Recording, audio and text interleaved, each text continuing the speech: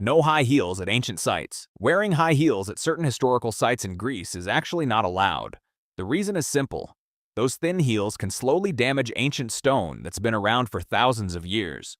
Imagine millions of visitors walking over fragile surfaces every year. Small pressure adds up. So if you show up dressed for a night out, you might get stopped at the entrance or asked to change your shoes. It sounds strict, but it's basically about protecting history from modern habits. One careless step might not matter, but thousands every day definitely do. No sleeping in cheese factories. In parts of Italy, sleeping in a cheese factory is illegal. It's mainly about hygiene and safety, especially in places where food is being produced.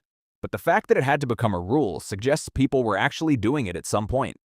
Whether it was workers resting too close to production areas or just strange behavior, the law exists to keep things controlled. Sometimes laws aren't about common behavior. They're about preventing very specific, very odd situations. No chewing gum law. Selling chewing gum in Singapore is heavily restricted. This law came in after people kept sticking gum on train doors, sidewalks, and public spaces, turning cleanup into a constant problem. Instead of endlessly fixing it, the government removed the source.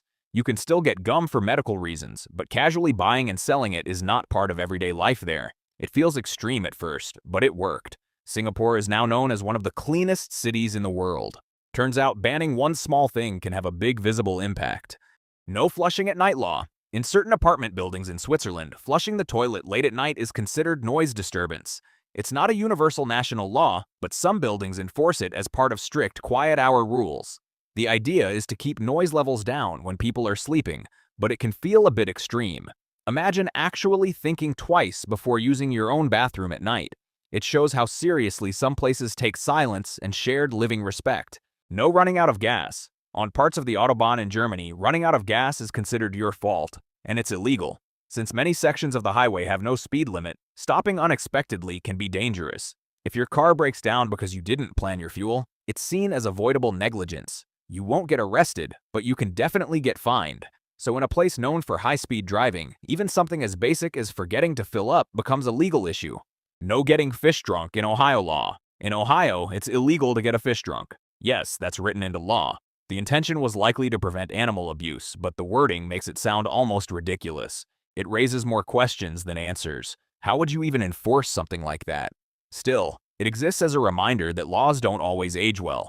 What made sense at one time can sound completely absurd later on. No naming a pig, Napoleon rule. In France, naming a pig Napoleon is absolutely not allowed. The rule comes from a desire to protect the image of Napoleon Bonaparte, one of the country's most famous historical figures. It sounds oddly specific, and it is, but it reflects how seriously national symbols and figures are treated. You can name your pet almost anything, just not that one name in that context. It's a strange mix of history, pride, and law. No ice cream in your back pocket in Kentucky.